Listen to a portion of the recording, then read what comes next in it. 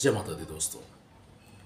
Welcome to Divya astro vastu समाधान channel. इस channel में हम बात करेंगे एस्ट्रोलॉजी और वास्तु से रिलेटेड कि क्या एस्ट्रोलॉजी और वास्तु हमारे जीवन पर प्रभाव डालती है, और अगर प्रभाव डालती है तो कैसे डालती है, क्या ग्रहों से, क्या वास्तु से, क्या आपका घर, आपकी जगह, भूमि, आपकी लाइफ के इंसिडेंट्स को कंट्रोल करती है।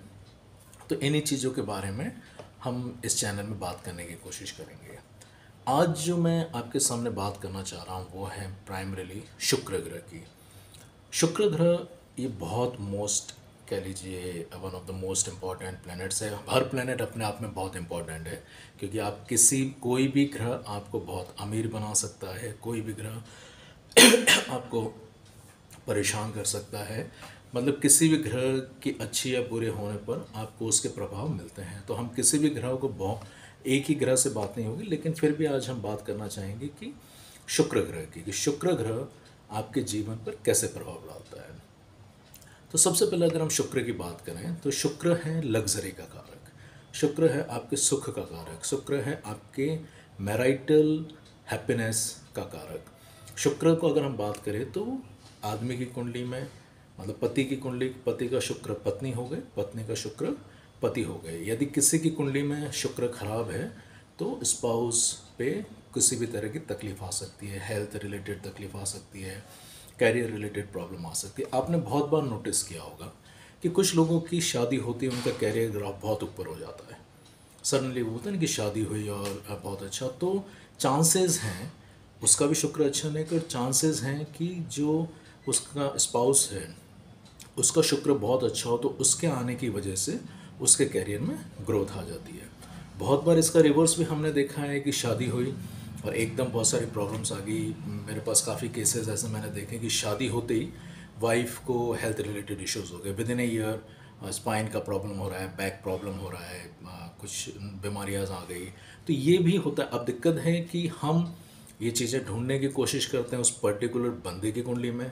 अगर सपोज़ किसी लेडी को हेल्थ प्रॉब्लम है तो हम ढूंढने की कोशिश करते हैं उसकी कुंडली में, लेकिन बहुत बार ये आंसर हमें मिलता है उसके पति की कुंडली में या उसके स्पाउस की कुंडली में। तो ये चीज़ें बहुत बार शुक्र की वजह से भी होती है। लेकिन आज मैं आपको कुछ ऐसी चीज़ें भी बताने की कोशिश करूँगा कि कौन से ऐसे योग हैं जो पति की कुंडली में होने पर पत्नी को दुख प्राप्त होता है या उसका फ़ायदा होगा, या पत्नी की कुंडली में होने पर वाइस वर्सा पति को फ़ायदा या नुकसान होगा।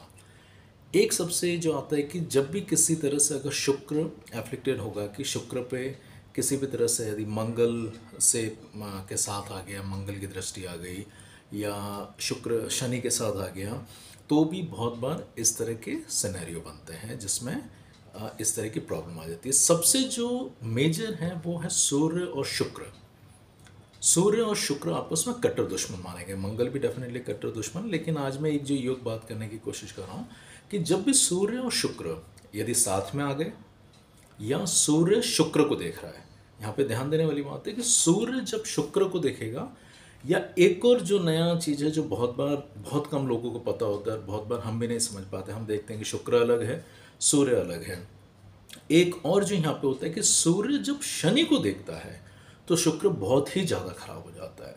सूर्य शुक्र को देख रहा है तो डेफिनेटली खराब है, लेकिन आप देख रहे हैं कि शुक्र आपका अलग ही बैठा है, ना सूर्य की दृष्टि पड़ रही है ना मंगल की दृष्टि पड़ रही है, फिर भी आप देख रहे हैं कि शुक्र के रिजल्ट नहीं आ रहे, मैरिटल प्रॉब्लम्स आ रही हैं, कैरियर रिलेटेड प्रॉब्लम्स आ रही हैं, लग्जरी नहीं मिल पा रही हैं।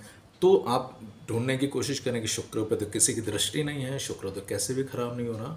तो एक जो योग बन जाता है वो कि सूर्य अगर शनि को देख रहे हैं तो शनि को पे जब भी दृष्टि पड़ती है तो शुक्र की बलि चढ़ जाती है और शुक्र खराब हो जाता है।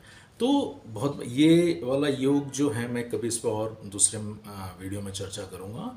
ये योग बहुत सारे जो विद्वान हैं वो बताते हैं कि ये योग श्री राम भगवान की कुंडली में था।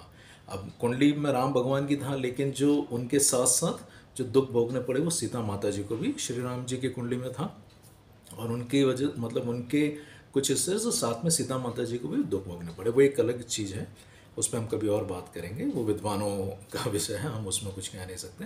लेकिन जो एक चीज़ जो मैंने देखी कि जब भी शुक्र खराब होगा तो आपसे कैरियर रिलेटेड या मैरिटल रिलेटेड प्रॉब्लम आ जाएगी। तो जब भी सूर्य शनि को देख रहा है तो शुक्र खराब हो जाता है। सूर्य शुक्र के साथ बैठे हैं तो भी शुक्र खराब हो जाते हैं। मंगल की दृष्टि शुक्र पे आ रही है तो भी शुक्र खराब हो जाते हैं। और किसी जैसे बहुत बार सातवें घर में अगर सूर्य आ रहे हैं तो भी शुक्र के खराब होने के चांसेस हैं, मैरिटल लाइफ में बहुत प्रॉब्लम्स आ जाती है। तो अब इसको सही कैसे किया जाए, ये तो हमने देख लिया कि शुक्र कैसे कैसे खराब हो रहा है। और ख़राब होने के बहुत बार अगर ये एक्सट्रीम केसेस में ख़राब हैं तो स्किन डिजीज़ भी आने लग जाती है, बॉडी पर सफ़ेद स्पॉट्स आने लग जाते हैं, प्राइवेट पार्ट से रिलेटेड कुछ डिजीज़ बीमारियां आने लग जाती हैं। और मैंने बहुत कॉमन केसेस देखा है कि अगर आपकी एड़ियाँ बहुत फट रही है तो भी आप ध्यान दीजिए कि शुक्र खराब हो सकता है। अगर किसी जेंट्स या मेल या फीमेल कि अगर एड़ियाँ बहुत ज़्यादा फट रही हैं या मतलब आप अगर आपका बॉडी का ध्यान नहीं देखें, आपके शरीर का कोई भी पार्ट या आप उसमें हाइजीन आप ध्यान नहीं रख रहे तो भी वो एक चांसेस हैं कि शुक्र खराब हो सकता है। शुक्र अच्छा हम किसे मानते हैं? शुक्र अच्छा होना यानी निशाने आप बोलते हैं ना कि किसी का व्यक्तित्व बहुत प्रभावशाली है, कोई बहुत आकर्षित कर रहा है, जिसको अगर मैं सिंपल शब्दों में कहूँ सुंदर।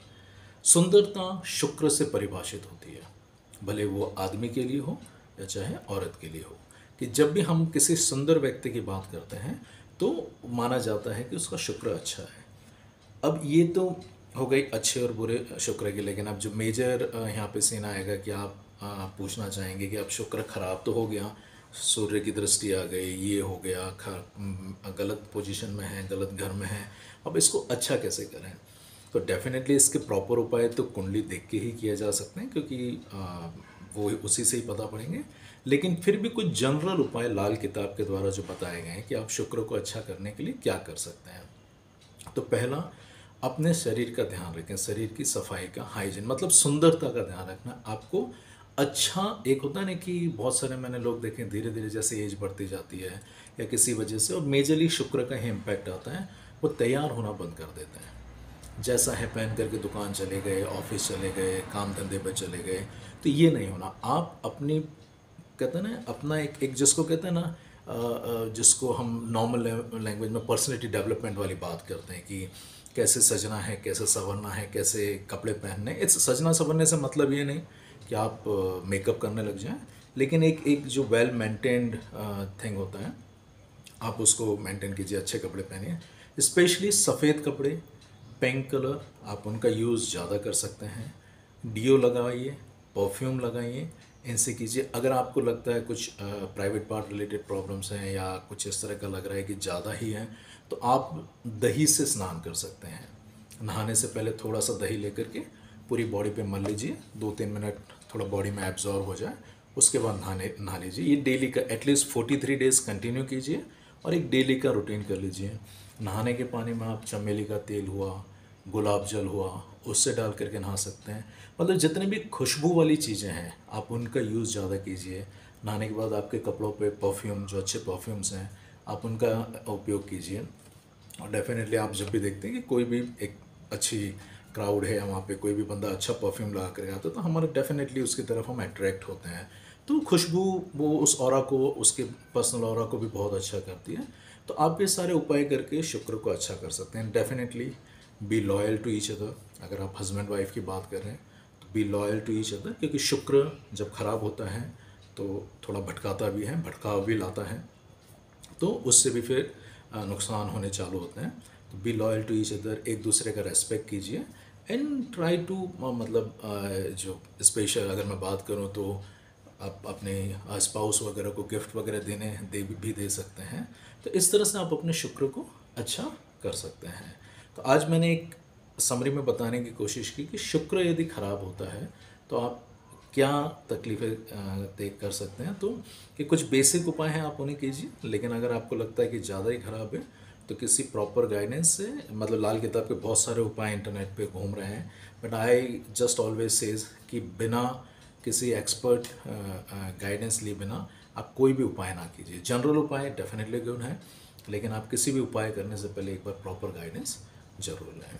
Thank you. जय माता दी। And I hope you have like this video. इसमें शायद आपको कुछ जानकारी मिली होगी एंड आई रिक्वेस्ट यू कि अगर आपको इस बारे में और कुछ आपके साथ अगर कुछ ऐसा हो रहा है, कुछ और चीज़ें, तो आप कमेंट में डालिए। और कोई वीडियो अगर आप देखना चाहते हैं तो आप मुझे बताइए, I will make video on that topic. Thank you. जय माता दी।